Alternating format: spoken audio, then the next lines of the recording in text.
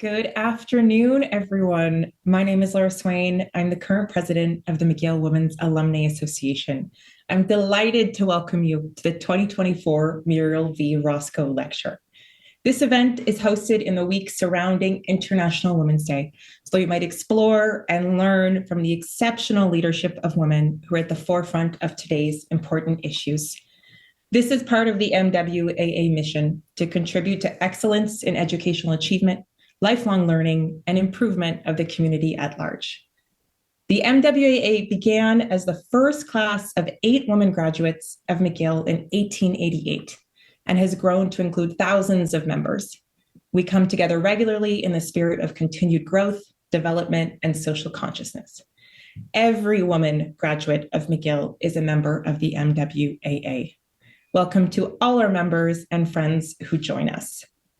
Today, we're delighted to host a forward-looking discussion about shaping tomorrow, women, environment, and global leadership. It's my pleasure to introduce the chair and moderator of this event, Gawaher Atif. Gawa acquired a Bachelor of Arts in Anthropology at McGill University in 1981. With a dedication to feeding the world, she launched her career in international development in 1982. She was a project officer with Oxfam and researcher at the American University at Cairo Desert Center while completing a Master's of Arts degree in sociology. Gawa has served 3 decades at the United Nations, of which 25 years were at the World Food Programme. She has led teams in Africa, across the Middle East, and the United Nations headquarters to develop innovative solutions to fight hunger and poverty. In addition to being chair and moderator of this event, Gawa is the current vice president of the MWAA, director at McGill Alumni Association, and chair of the UN World Food Programme Alumni Network. Welcome, and over to you, Gawa. Thank you, Laura. Thanks for your beautiful presentation. It's great to be here with all of you, with the extended community online, and of course with our lecturer for this year's event. It's a great honor and pleasure to introduce Ms. Sonja Leighton-Kone, Deputy Executive Director of Management and Policy at the United Nations Office for Project Services, UNOPS.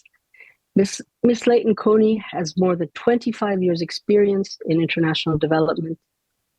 She has served in many countries supporting humanitarian response, countries in transition, and emerging states, while focusing primarily on system strengthening and spearheading transformational initiatives.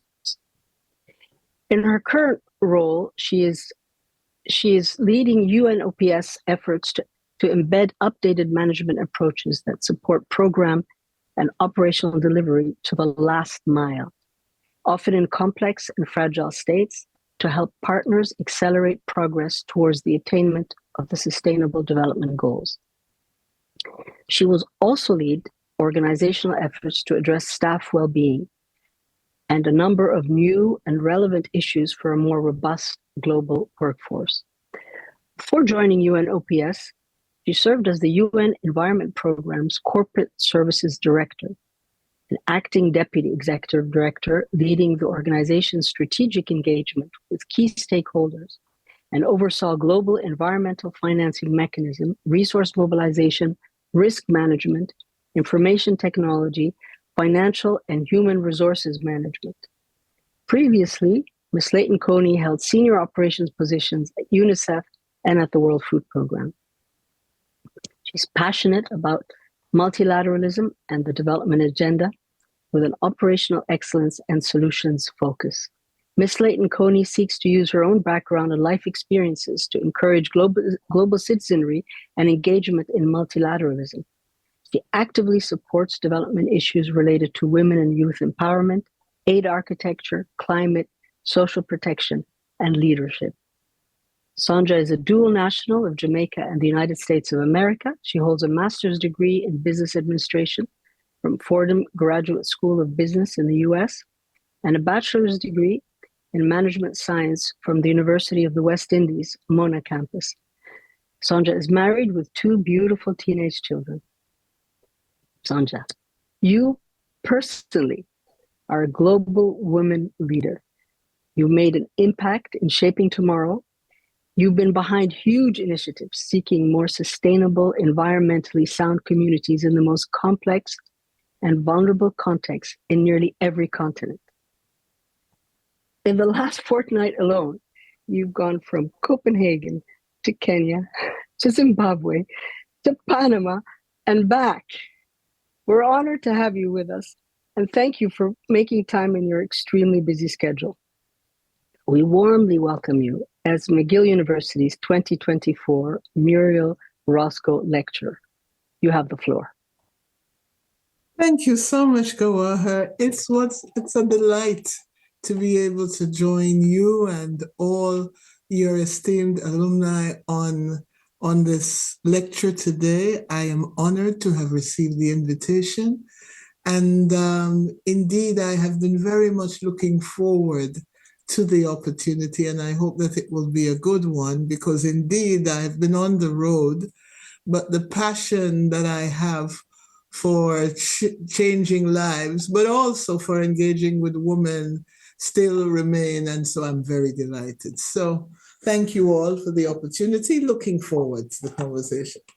And I guess we could start with the presentation to make the most of it. So the next slide, if I could, just so that we make time. So you have given, and I thank you, Gawaher, for an introduction around me, but I thought that setting the stage, it would help. UN Office of Project Services is not necessarily well known. We like to be behind the scenes, but we're passionate about building the future, and it's an interesting space to be in the multilateralism space, because in a time when the world seems polarized with various agendas, we remain very structured, very straightforward, and focused. We're building the future bit by bit, brick by brick, through simple but life-changing issues around infrastructure, procurement and project management services for a sustainable world. We respond to partners' needs. And who are those partners? They are governments, they are donors, they are international financial institutions, they are communities. In the world's most challenging environment, 80% of our business is what we call in fragile states. We combine, we believe, the best of what the UN brings, along with very private sector approaches. We're building foundations for countries to achieve peace and sustainable development. Or not, in 2021, through 1,000 or so projects, we managed to deliver more than 3.4 billion worth of support to our partners. And that means that we're able to support and influence local procurement, capacity building, job and unemployment, poverty alleviation. All of that is part of what we do. The next slide. The lecture today was speaking about environment, and environment, as we know, speaks to everything from biodiversity loss, pollution, and climate. I nonetheless wanted to focus a little bit on climate action, because at UNOPS, where we have realized that an infrastructure underpins so much of our sustainable development goals, they are also major contributors to carbon emissions. We wanted to look at this and see our contribution. And we believe that climate action has to be accelerated to prevent dangerous climate change. So these are some facts that I think you know. They're not UNOPS facts, but we're off track, and we need to cut global emissions by 43%. Yeah? We need to triple, can you imagine? Triple renewable energy capacity, double energy efficiency improvements, and restore 30% of our ecosystems, our lakes, our forests, our seas, our mangroves. We also need to increase gender integration in climate, finance, and country plan. And with that in mind, UNOPS is helping partners build low carbon, and climate resilient infrastructure, as well as implementing sustainable procurement. We have also, along with the United Nations Disaster Risk and Reduction Secretariat, host something which is brand new. I'm not sure if you've heard of it yet, the Santiago Network for Loss and Damage, which will catalyze, we believe, technical assistance to climate vulnerable countries. So this is what we are going to do. The next slide, I also want to talk just a bit about gender equality and women's empowerment. I was even reading yesterday a World Bank article put out for International Women's Day, and women are disadvantaged in so many levels and on so many dimensions globally. And that is also true, as we are disproportionately impacted by negative climate impacts. And definitely our participation is critical to developing and implementing climate solutions. The key agents of change who can help accelerate, we believe, are women. Why? Women produce up to 80% of food in developing countries, but they're making up less than 15% of landowners. Closing this gender gap could increase global GDP by 1 trillion USD and reduce our food insecurity for 45 million. Is that not a call for action if you've ever heard one? Women also play key roles in household level disaster response and recovery. Yet, more women than men die from disaster events. Maybe we're vulnerable, maybe we're in low-lying areas. It could be many reasons, but we also face high risk of sexual violence in shelters and camps. So it comes at so many levels. And then, as we know, we don't have to be told, women are responsible for managing food, water, and energy in the household, but are not included in environmental governance. And existing literature demonstrates that nations with higher proportion of women in parliaments are more likely to have binding climate policies. There is space for us as women, and we need to claim that space. So looking at that, I would like us to also think about how we can, UNOPS is supporting this gender equality. If you'd go to the next slide, please.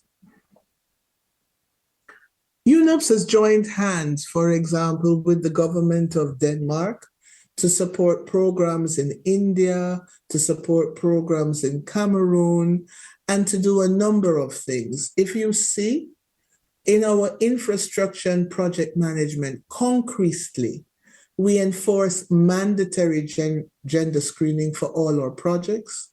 We ensure a zero tolerance policy on sexual harassment, exploitation, and abuse. And we promote an intersectional lens to incorporating gender equality and social inclusions in projects. It means that we hire quite a few gender experts.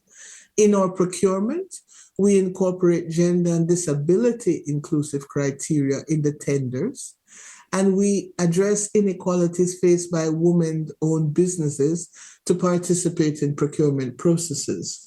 When I was in Harare, a week and a half ago, made time to meet with women in the construction industry. Now you would know Zimbabwe is under sanctions, it has a lot of financial concerns, etc. But there are women engineers, women trying to run businesses. How do we access them? How do they have access to these large multi-scale projects to rebuild their own countries? We do that through how we do with procurement. In our financial management, we incorporate a gender lens in our needs assessments. And of course, in human resources, we are very much in the lead on advising partners on the value of a diverse workforce in our contractors, and employing women and minorities through non-discriminatory hiring practices. You should also know we have equal pay without any lens of gender. So in 2022, We had 8.7 million days of paid work in local communities. We had 4.1 million days of paid work for women. 600 or more of our tenders were awarded with a gender criteria. And we have had 120 plus women-owned businesses awarded in 2022. And we're pushing for even more than that. Next slide. Images to show, as I was mentioning to you, about India and Cameroon, where we have been working and the kinds of things we do. So it doesn't look very exciting, perhaps not very much in your world, but we're still looking at access to water. You know, women are subject to a lot of sexual violence and domestic violence in fetching water, which is critical for the household. So getting them involved in these community water and sanitation committees and in maintenance is actually significantly meaningful. The next slide, please.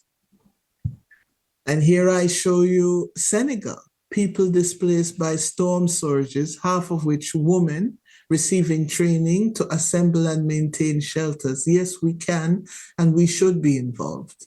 And at the same time, looking at food supplies and food security, we have in Paraguay more than 5,500 vegetable gardens where we are ensuring that 90% of the beneficiaries are women. So this is just to give you a flavor of the ways that our projects impact and support.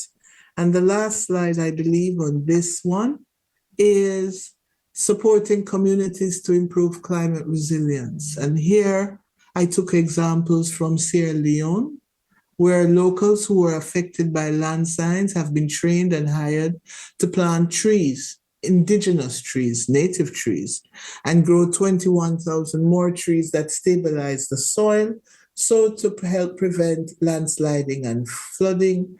And in Indonesia, we have climate villages, which are being established, which also support reducing emissions. So this was just to give a little flavor of who UNOPS is, where I am on this journey, and the kind of elements that we are engaged with, and, you know, to share how you can connect with me. And now for the conversation. Thank you, Sonja. Very interesting. Yes, I think you mentioned some people may not have been aware of UNOPS. This was a great overview, and thank you. You touched obviously on a wide spectrum of the work that the UN does with different partners. It's a very different agency from the other ones you've worked in, such as UNICEF and the World Food Programme, that focus on a set of priorities. Here it's perhaps more of a challenge because you touch on different areas with quite a number of partners. Great stuff.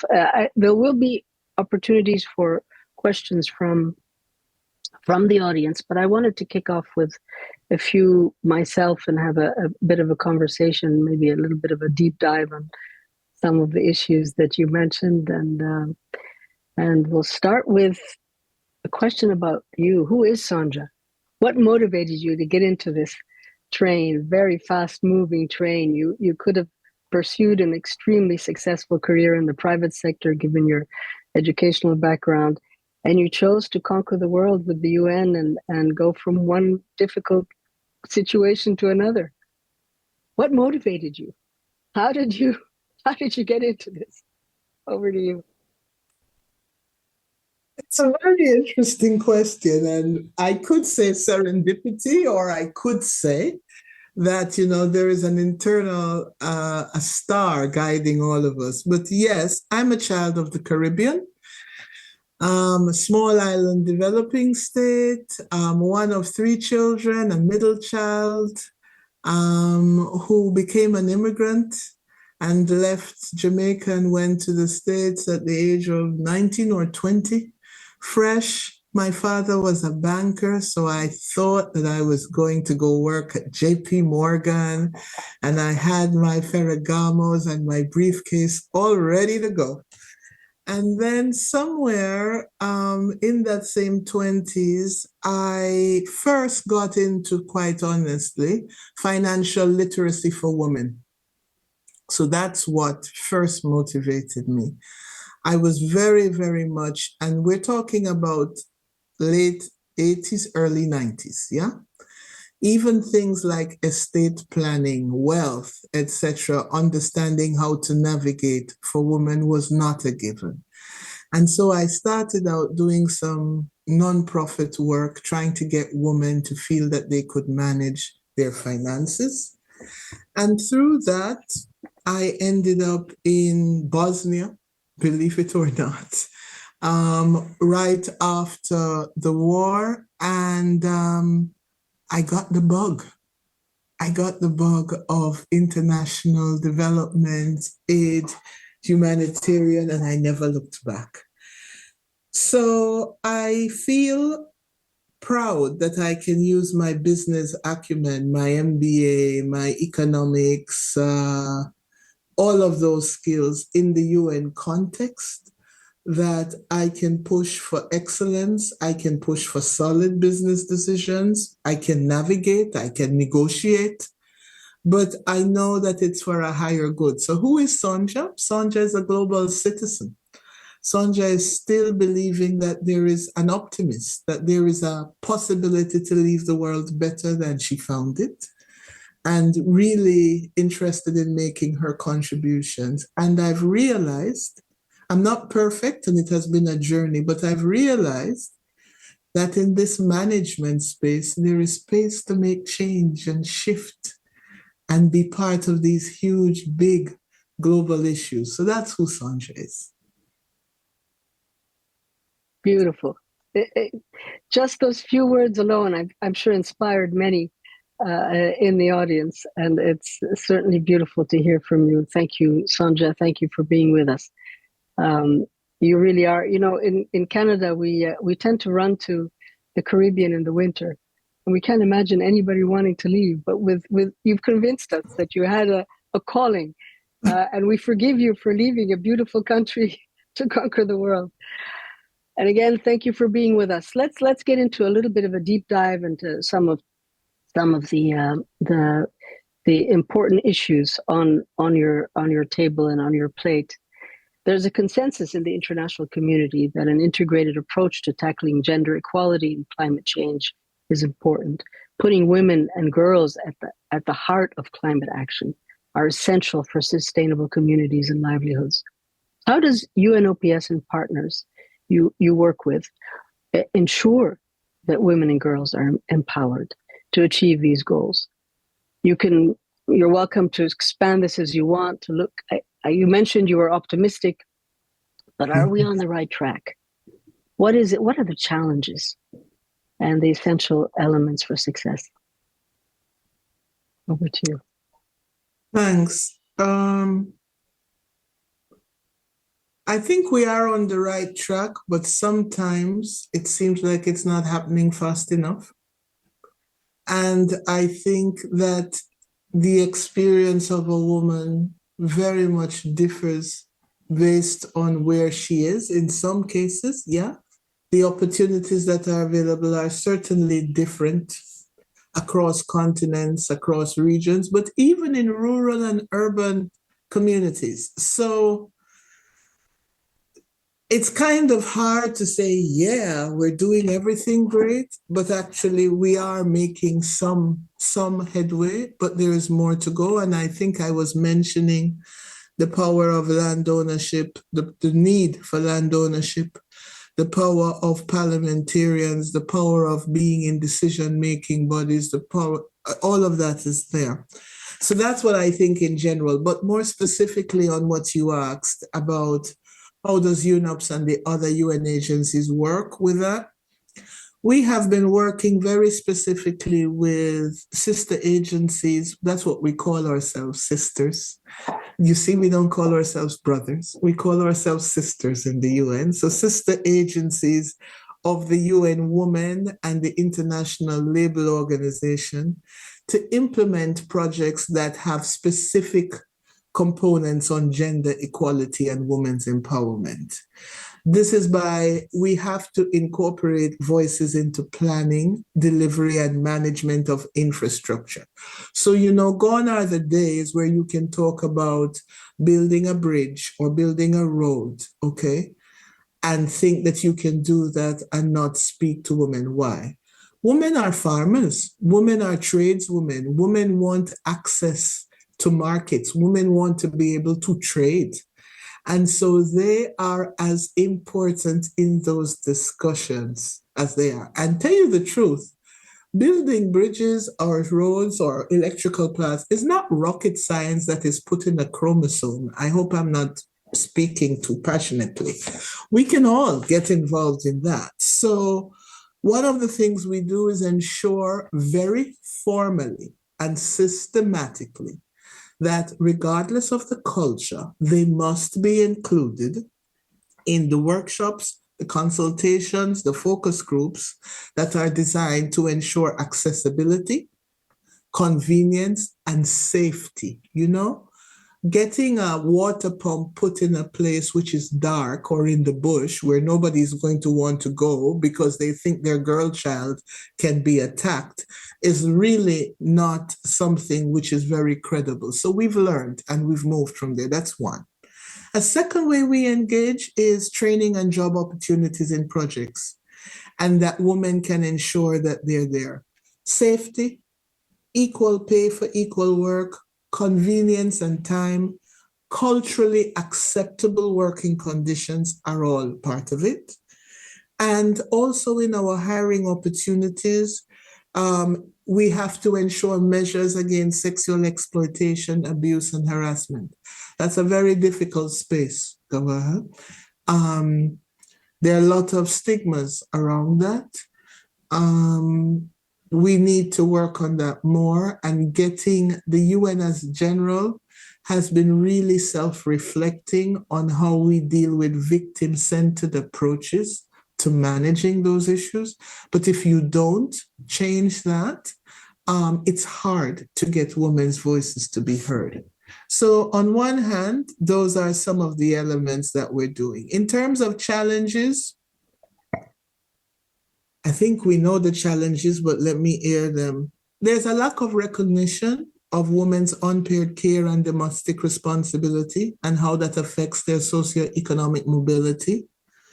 The amount of hours we have looked at of women spending collecting fuel and water then limits their economic opportunities, therefore further reducing their economic capacity and coping with negative climate impacts. These things are connected.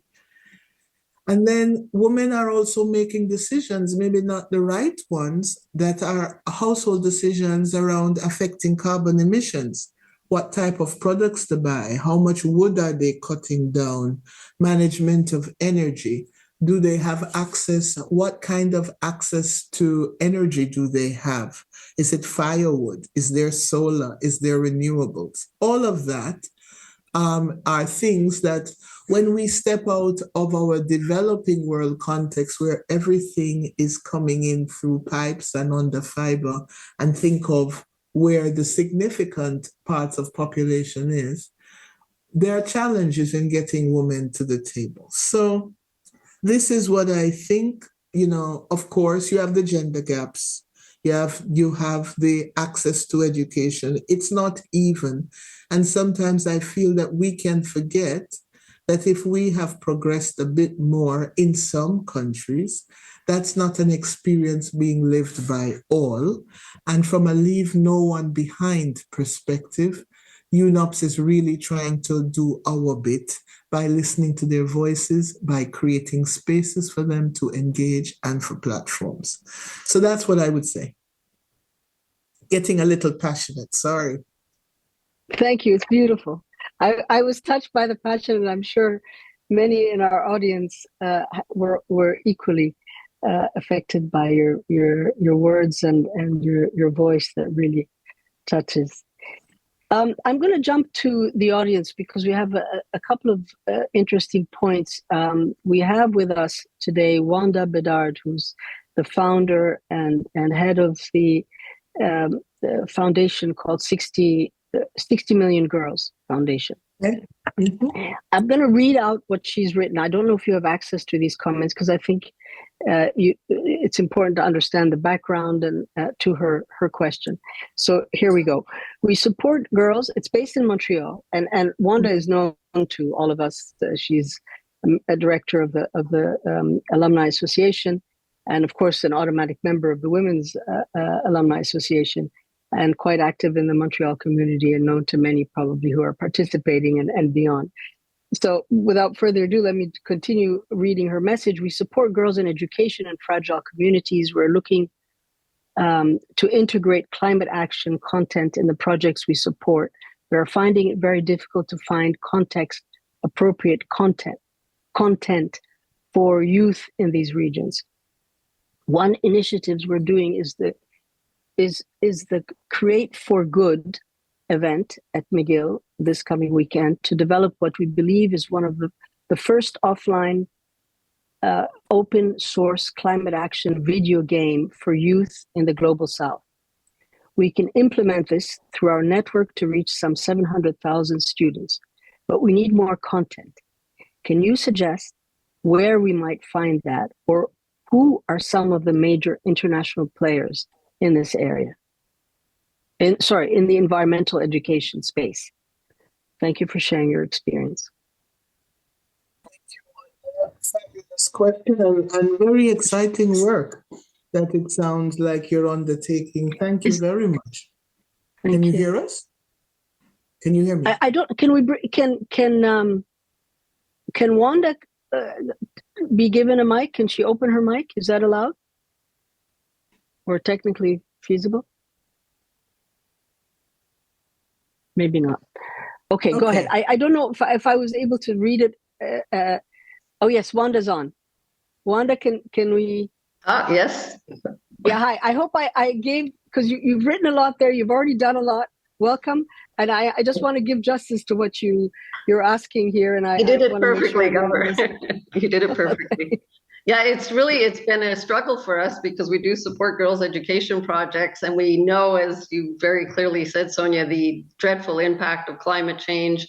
It's making even more girls not be able to continue to school and so on. Mm-hmm. And so we've been trying to find content. Of course, there's lots of content for youth in industrialized countries, but we've had a really, really hard time finding it for youth in the fragile communities where we work.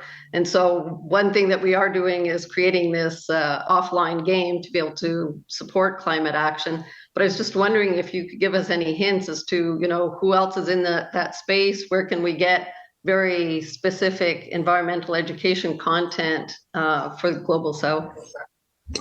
Okay, so congrats, Wanda. And my first reaction is UN Environment Program, my old home, UNEP. There is a division of ecosystems, it is called. And in that, they have a youth education empowerment program.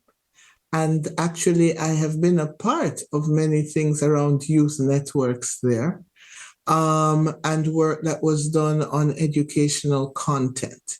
One. The second is that they just concluded the UN Environmental Assembly, which is the global assembly on environmental issues, and they do have youth groups representing all the various parts of the region that engage and represent and have advocacy.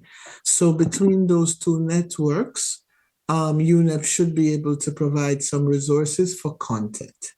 I don't know that they are doing as much in the gaming space, but in terms of content and open source content, that they should be able to help with.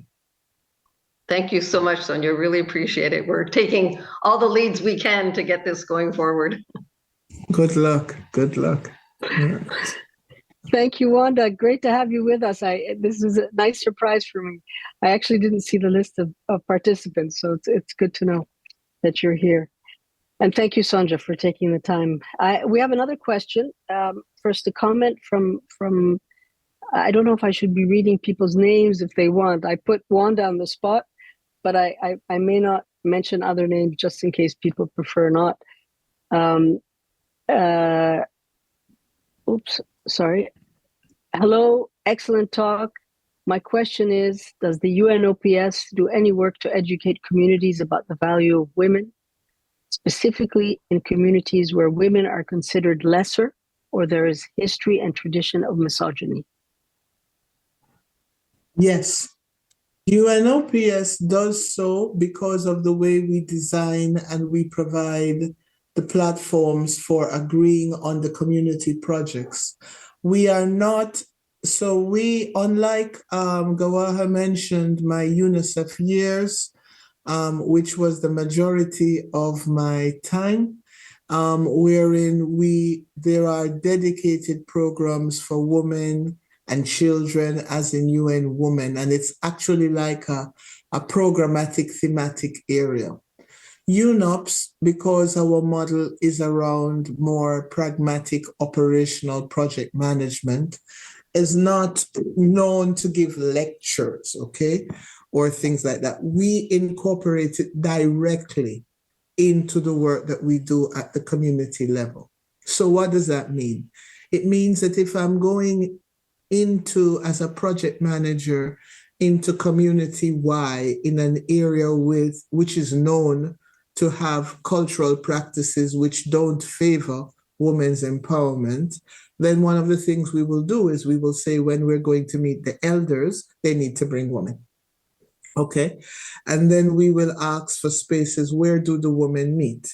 Because then, actually, let's be honest, the woman that might be selected to come to that meeting may not be representational, or they may have other connections. But it's an entry point to create a signal. And then you find out, where are the women meeting? And, women have a way of showing leadership, and you will find out who has influence. And we start to have those conversations to get what they want.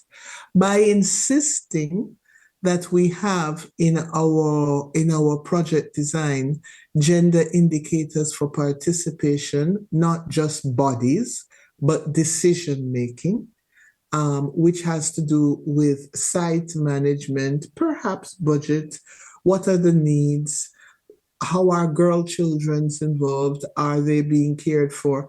By doing those elements, yes, I do feel we're getting it.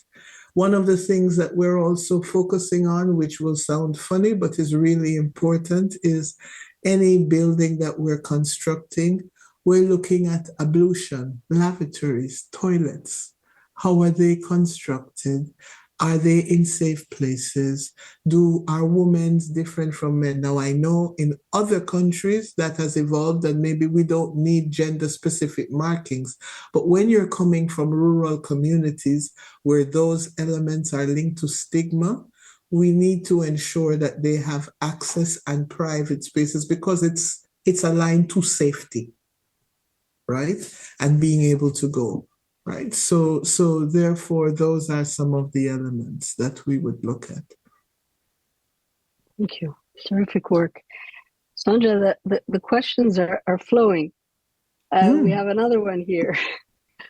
Women often bear the brunt of climate change and exploitation. And that means a lot of the time we're working to level set women and help them overcome the traumas they have to they have faced to come back to themselves. What kind of future do you envisage where women are empowered on a collective level? What impact do you think that would have on the environment? What kind of, I'll repeat that. What kind of future? I'm listening. You got it? Okay, over to you.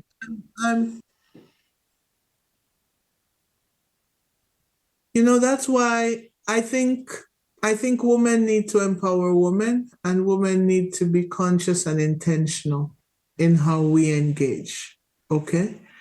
And we need to, so I'm not against men, please do not get that. That's not true. I have a husband and I have a boy child as a son. But I do feel that we need to be more intentional, active in making our voices heard. And where are these things playing out? Legislative. areas, policy areas that, so if we want to get those changes for women, we have to put our tax dollars, we have to put our voices, we have to put our engagement in associations such as this as others to influence and change, because you're absolutely right that they are in victim status, but none of us wants to be in victim status forever or for long. It might be a reality of today, but it does not have to be a reality forever. The other day, I attended the UN Environmental Assembly, and what gave me hope, if I can answer a different way, the president of the UN Environment Assembly was a woman, the Minister of Trade and Industry and Economic Development of Morocco.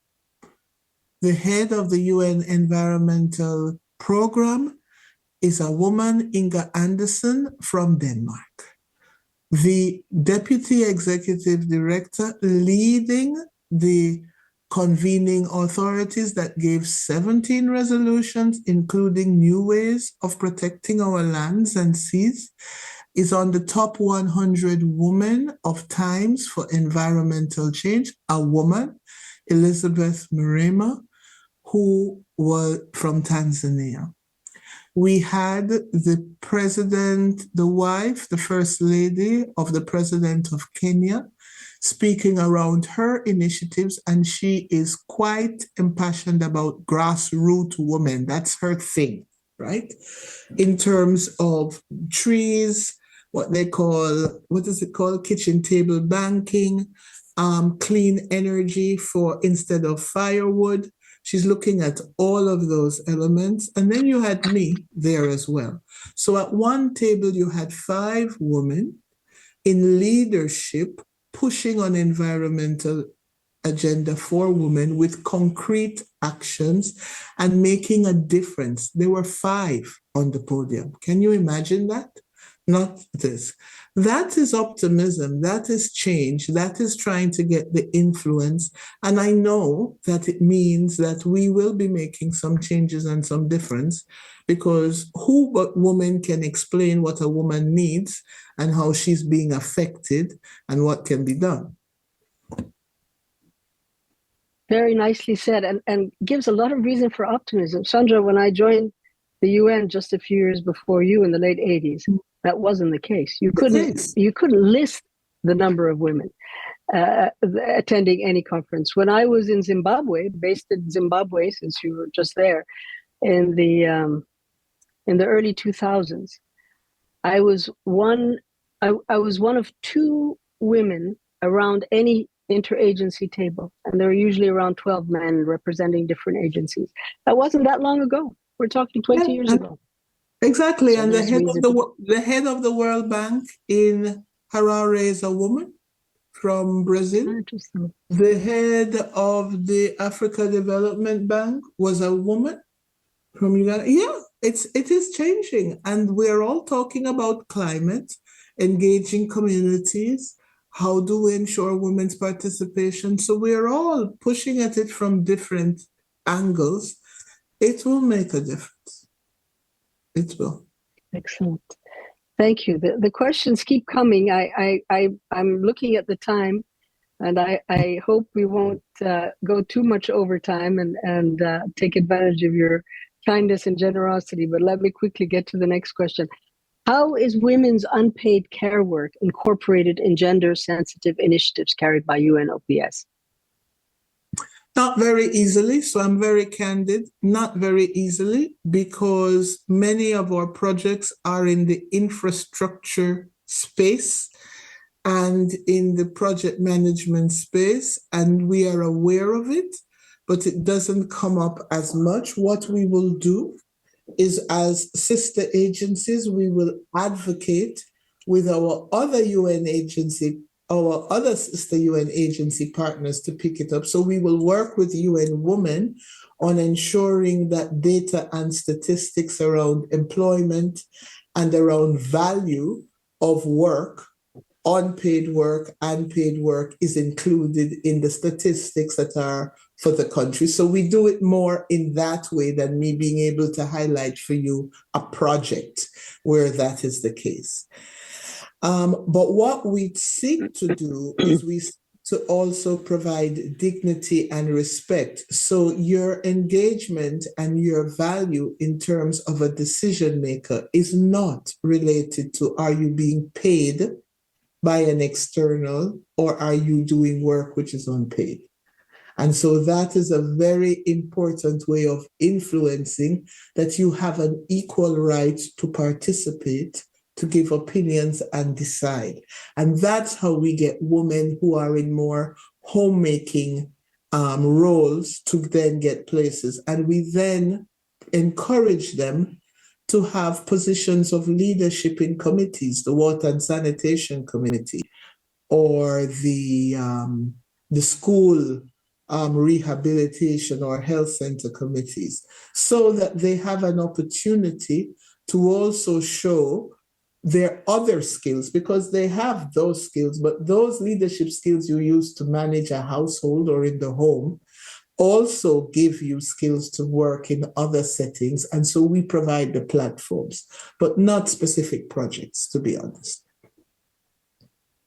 Thank you.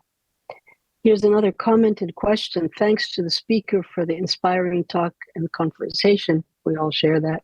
My question is about women who actually support and augment the gender inequality by raising their children the same ways as before, where their girls are lesser than their boys. Do you reach out and educate these women and mothers? Yeah, we do.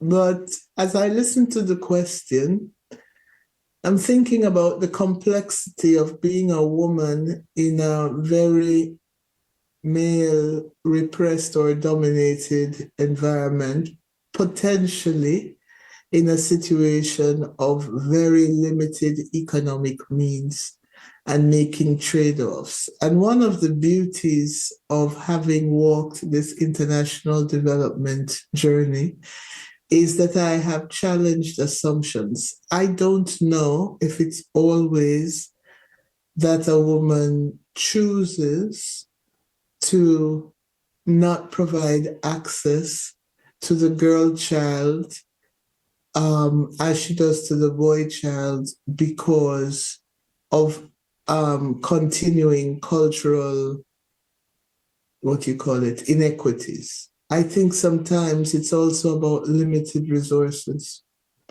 And limited resources make you make difficult decisions and maybe make you pragmatic in some ways, which we may not respect. But I'm not really sure it's always just wanting to deepen our culturally and gender. I think it's a little bit more complex than that. For sure, I would say from my world and growing up, sometimes we as women are our own enemies. If I can now go and talk more broadly, we criticize each other more than men do. We're less forgiving if we mess up. We're more judgmental. The values that we hold on what is a good woman and what is not a good woman still has a lot of cultural stereotyping that we probably learned and we haven't been able to shake. So no doubt that is there. Okay. No doubt we are also in some spaces fighting for space at the top.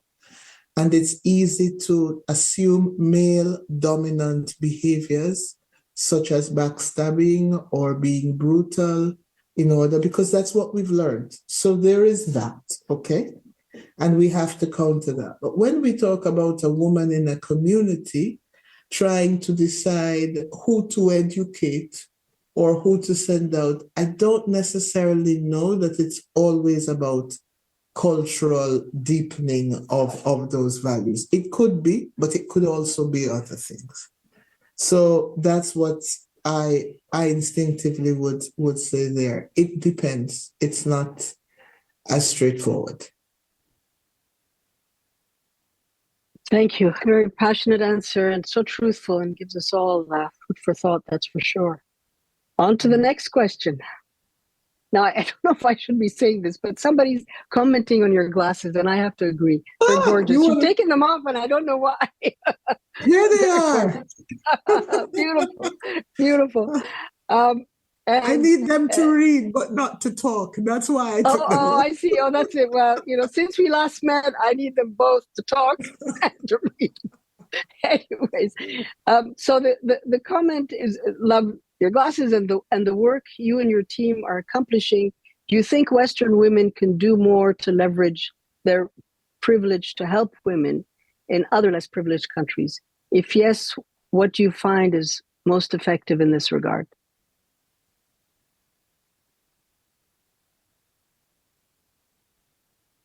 In an ideal world, we can all do more. In an ideal world, we can all do more. So I'm not going to let any of us off the hook by saying that we can't do more. But I don't want us to make it seem so impossible or so unreachable in what we have to do that we become discouraged, that the journey and the battle is so hard and that we need to. That's not helpful also. We also are living in a time where we know that we have to take care of ourselves. We have to do this. So for me, what I think we can do is we can be smarter in our choices. We can be smarter in giving voice and letting others know that certain things do matter, whether that is in terms of our legislative realities, whether that is in where we do our own sustainable procurement, whether that is in our ability to look and support women's businesses, whether that is in being able to do an encouraging word to another woman and provide scholarships. There are so many ways that it can be done. But also there needs to be a balance. Each of us, I'm Jamaican American, all of us have immigrants in our midst. All of us have people from disadvantaged communities in our midst. Because you help someone in Montreal, okay, who is disadvantaged, it's as good as helping someone in Cameroon or Benin. I'm not going to play that card. If you can do more, okay? But the point is help where you can and make somebody's lives better.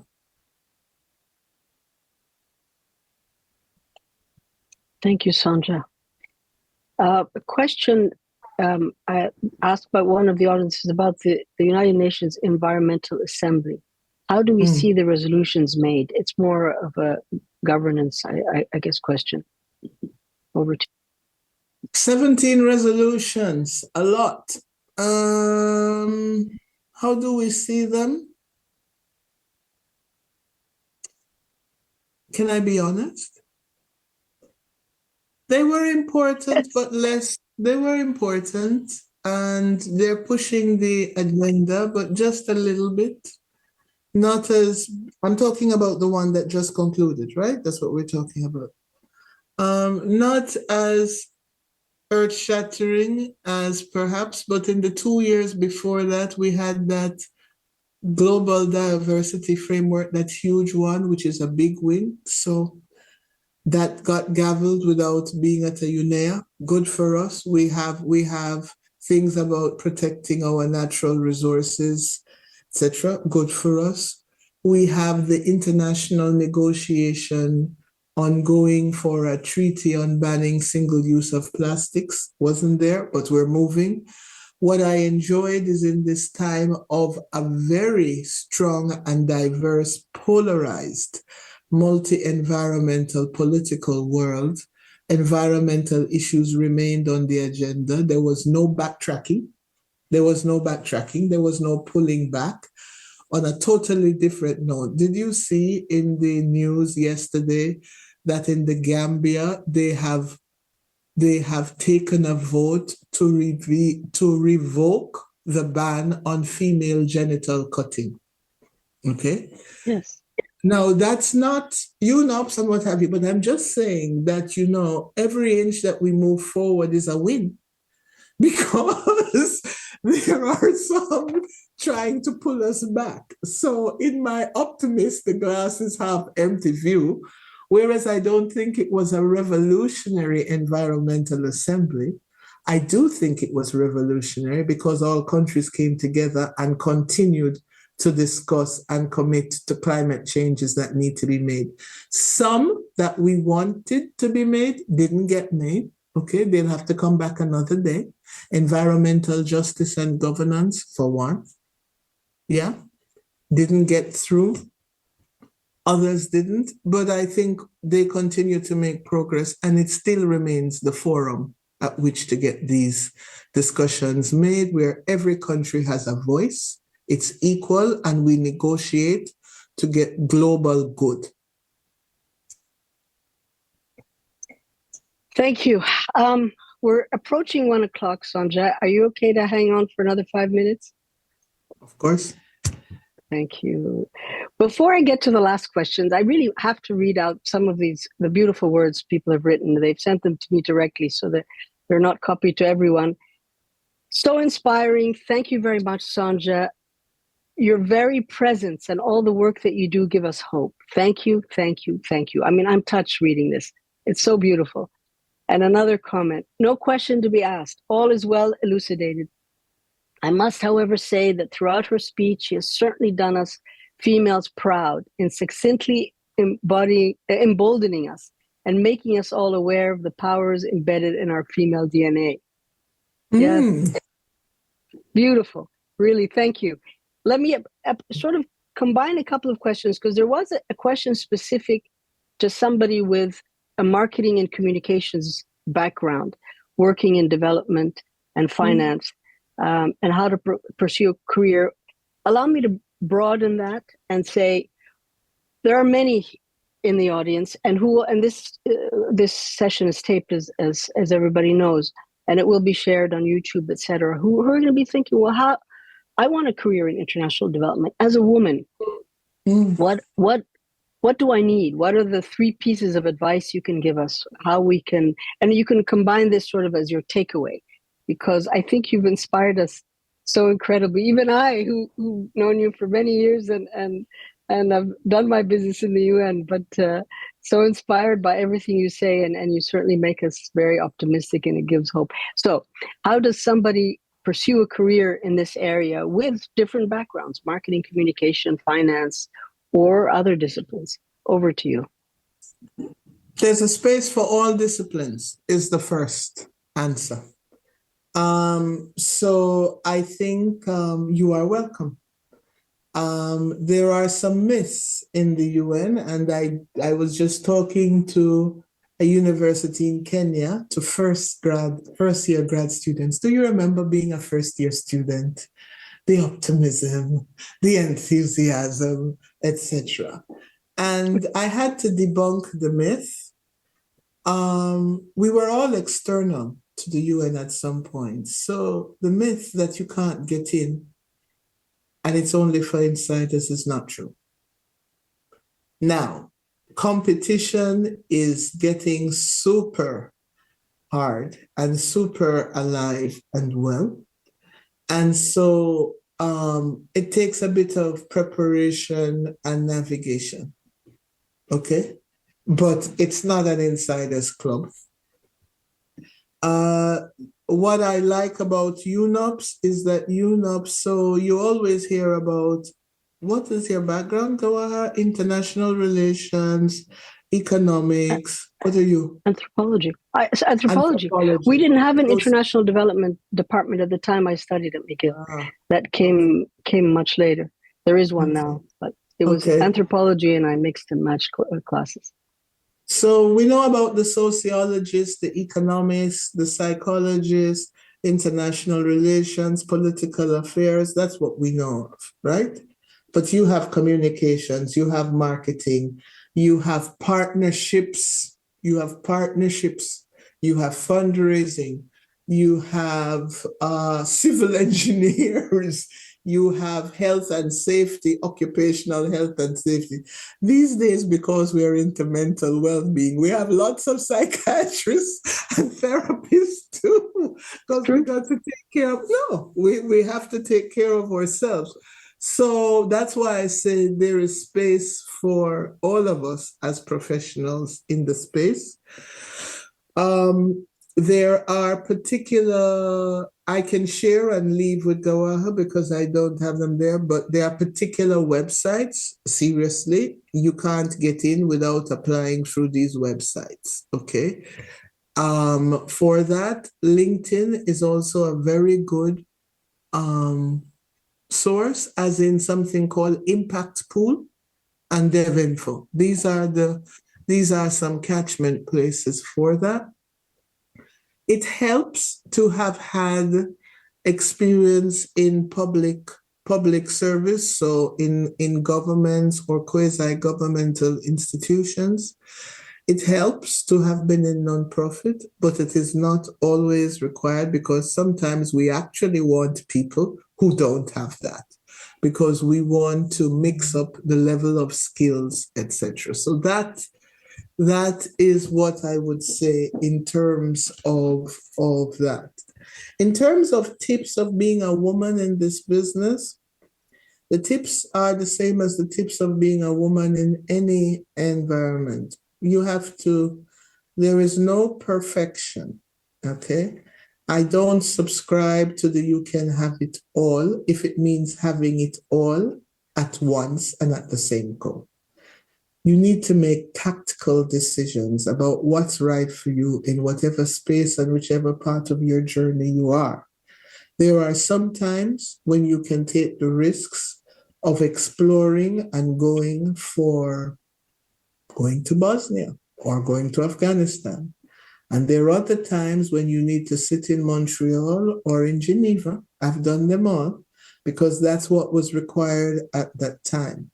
What's important is that every experience that you have professionally or personally, you know what you've learned from it and how it will help you to get to the next stage. Fabulous. Sonja, we can keep you with us for another hour or two. I want to respect your time, and maybe others have to go back to work. It's been extraordinary. I personally loved having this chat. I loved hearing you speak. I learned a great deal from you, and I know many have. So on behalf of the McGill Women's Alumni Association, I really express our deep gratitude for you being with us today. I know how busy you are. Your thought-provoking discussion, your passion, your knowledge, your insight really educated and inspired us. And we wish you and your colleagues all the success. I know it's a tough world out there, but with people like you, we're going to make a better world. I don't know if you have any other concluding remarks on your end, and I have a few more thank yous to make, but please go ahead if there's anything you'd like to add. No, I just want to appreciate you, Gawaher, and to Laura and others on the association and the leadership for giving me the opportunity. I am very excited. Some of the women that I hold dear, you are one of them, but we also have other bosses we share in Compound, came from your great institution. And you are beacons of not just light, but beacons of what women and women of excellence are. I ask you to wear that proudly and continue to be trailblazers, all of you. And you are doing your part, and I thank you for the time to listen to me. Sisterhood means we support each other. We show up for each other, we listen, and we exchange. So I am as appreciative of this time as you perhaps are, because it gives me an opportunity to reflect and connect and to hear what matters. So I'm deeply thankful. That's what I have to say. So beautifully said. Thank you. And do drop by Montreal if your travels bring you close to us. It would be great to host you at McGill, and I certainly would love to see you again, and I'm sure many online would love to meet you. So thank you again, Sonja. I want to also thank our participants, all the great questions and all the wonderful comments that were written on the session, and people's gratitude to our speaker and to the McGill Women's Alumni Association. And thank you for the interesting questions. We're here for the McGill community, and it's wonderful to have you all with us and be part of this session. I can't end the session without thanking our people behind the scenes, and they're actually our leaders, those of the Alumni Engagement University Advancement. Kay and her colleagues, thank you. You make this session possible every year. You put up with our delays and our confusions at times and help us have a smooth session, and I'm grateful to you. So with this, thank you, Sonja. Thank you, everybody. It's been a wonderful session, and see you soon. Have a great afternoon, a great evening to you, Sonja, and goodbye. Thank you. Take care. Thank you. Au revoir. Bye-bye.